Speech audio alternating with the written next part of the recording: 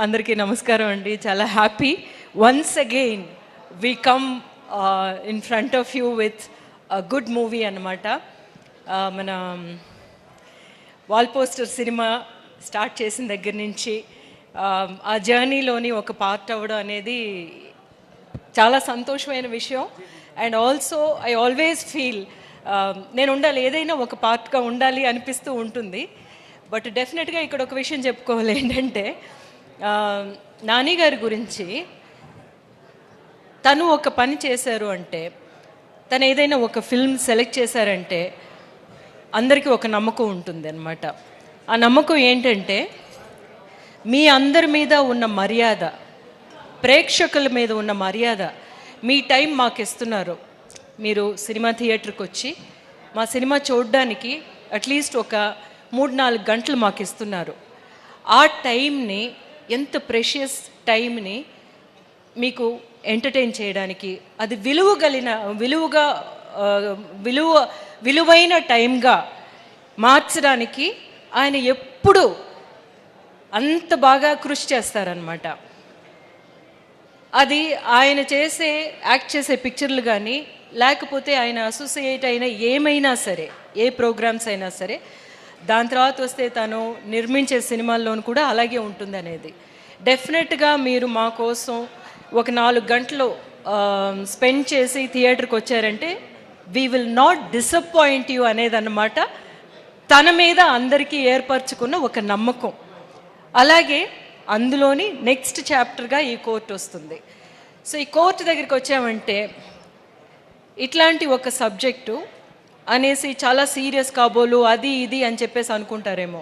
కాదు, యాక్చువల్గా it's a good movie అన్నమాట. ఒక మూవీ మనల్ని ఏం చేస్తుంది, మనల్ని ఎంగేజ్ చేస్తుంది. ఫస్ట్ నుంచి చూడడం స్టార్ట్ చేసిన దగ్గర నుంచి నెక్స్ట్ ఏంటి జరుగుతుంది, ఎందుకు ఇలా జరిగింది, వీళ్ళు ఏం చేశారు, అలాంటి ఒక స్క్రీన్ ప్లే ఈ పిక్చర్కి ఉండడం అన్నమాట. The best quality of Jagadish screen play. అది వినగానే నాకు అనిపించింది డెఫినెట్గా ఈ పిక్చర్ బాగా హిట్ అవుతుంది. So another blockbuster to us in that way. అతను కొత్త డైరెక్టరు అన్న ఏ ఒక్క ఇది కూడా లేకుండాను తన కథ చెప్పినప్పుడే అర్థమైంది ఎంత బాగా వర్క్ చేసుకున్నాడు అని. స్క్రీన్ ప్లే ద్వారా తను చేసిన ఒక డైలాగ్, ఇందులోనేమో మంగపతి అనే క్యారెక్టర్ కానీ, లేకపోతేనేమో మిగతా క్యారెక్టర్స్ కానీ మాట్లాడే విధానం మీకు చూస్తుంటే అది కదా, ఇలా కదా, నిజం కదా, ఇది కరెక్టే కదా, వీళ్ళ యాంగిల్ కరెక్టే కదా అని అనిపిస్తుంది అన్నమాట.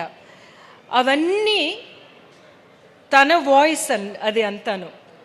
ఇప్పుడు మేము అందరం మాట్లాడామనుకోండి, అవన్నీ జగదీష్ వాయిస్, తను మేము ఇమిటేట్ చేసాము అంతే ఈ పిక్చర్లో. స్పెషల్లీ మంగపతి గారి క్యారెక్టర్ అలా చూసుకుంటే. So I saw that one director with so much of conviction, so much of clarity. ఒక్క షాట్ కూడా ఎక్స్ట్రా తీయలేదు, ఒక్క షాట్ కూడా ఎక్స్ట్రా అవసరం రాలేదన్నమాట. అలాంటి ఒక డైరెక్టర్ని సపోర్ట్ చేయడం, అది లాస్ట్ వరకు తీసుకురావడానికి ఎంత మంచి అంత మంచి ఒక డైరెక్టర్, ఒక మంచి కథని తీసుకురావాలి అన్న ఒక ఉత్సాహం ఉంటే తప్ప తీసుకురాలేరు. So I'm so happy to be this Seetharatnam. నా సీతారత్నం క్యారెక్టర్ తెస్తే అందరూ అంటారు కదా, ఇంకొక అమ్మ క్యారెక్టర్ అని చెప్పేసి అంటారు. కాదు, ప్రతి అమ్మ క్యారెక్టర్ నాది చూసుకుంటే ఆ అమ్మ చాలా ప్రత్యేకమైన అమ్మే, డెఫినెట్గా కదా. ఒక్కొక్కటి ఒక్కొక్క సిగ్నేచర్ ఉంటుంది. అలా ఉంటే తప్ప నేను చెయ్యను, అలా ఉంటే తప్ప నాని గారు నాకు ఆ క్యారెక్టర్ మీరు చేయాలని చెప్పరు, డెఫినెట్గా అనమాట. సో అలా చూసుకుంటే సీతారత్నం అనే క్యారెక్టర్ నాకు 1-2 సీన్స్లో అయితే నేనే కొంచెం చాలా వర్క్ చేయాల్సి వచ్చిందనమాట. అందులోనేమో డైలాగ్స్ ఉండవు. డైలాగ్ ఉండే సీన్స్ ఆఫ్ కోర్స్ మనం ఆర్టిస్టులుగా చాలా ఈజీ అది చేసేయడం. కానీ డైలాగులు లేకుండా కొన్ని విషయాల్ని మనమేమో ప్రేక్షకులకి we have to make them understand అనమాట, make them realise the inner journey. So దానికేమో కొన్ని అట్లాంటివి దొరకాలని ఎదురు చూస్తూ ఉంటాం యాజ్ అన్ యాక్టర్. సో అట్లాంటి సీన్స్ నాకు ఇచ్చినందుకు Jagadish thank you so much. And ఇందులోనేమో ఇది చాలా important film for Priyadarshi, because as an actor I see it's going to be a different angle anamata, and I wish you that from here you're going to make so many movies. ఒక్కొక్క ఆర్టిస్ట్కి రండి బాగా hit అవ్వడానికి కొన్ని విషయాలు ఉంటాయి, నా అబ్జర్వేషన్లో నేను చూశాను అనమాట.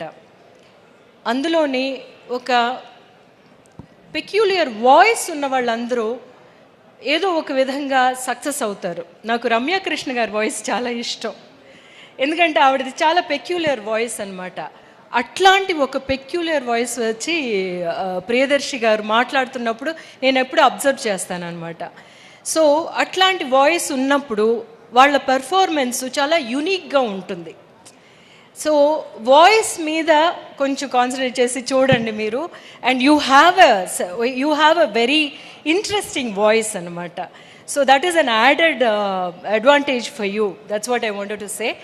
ఇంకా వస్తేనేమో ఎప్పుడు మనం ఒక మంచి ప్యూర్ లవ్ స్టోరీ చూస్తే మనం బ్యాక్ వెళ్ళిపోతాం. అలాంటి ఒక లవ్ స్టోరీ ఈ పిక్చరు. దానికేమో ప్రాణం పోసింది మన చందు అండ్ జాబ్లీ, శ్రీదేవి అండ్ రోషన్ అనమాట. వాళ్ళని చూస్తున్నప్పుడు అనిపించింది డెఫినెట్గా ఈ పిక్చరు అందరు యంగ్స్టర్స్కి కనెక్ట్ అయిపోతుంది అని చెప్పేసి.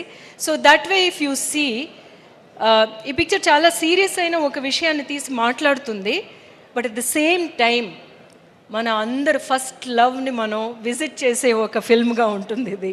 ఆ ఫస్ట్ లవ్ అంత ప్యూర్ ఎమోషన్, అసలు అంత ఇన్నసెన్స్తోని మనకి ఎప్పుడు ఆ ఫస్ట్ లవ్ మనం మర్చిపోలేము. అలాగే ఈ పిక్చర్ కూడా మీకు చాలా చాలా చాలా స్పెషల్ అయిన ఒక ఫిల్మ్ ఇది. You will never be in this moment డెఫినెట్గా. So I wish all the best for us itself. మీరు డెఫినెట్గా ఈ పిక్చర్ వచ్చి చూస్తారు. మీ time is going to be worthwhile అనమాట. హోలీతో పాటు మా కోర్టుని కూడా వచ్చి సెలబ్రేట్ చేసుకుందాము. Thank you so much Rohini garu. నా పేరు రోషిని అంటారేంటి? అంటే ఇందాక వెలుతురు లేదు కదండి, అందుకని రోషిని అన్నా. Okay, thank you so much Rohini garu, thank you very much. And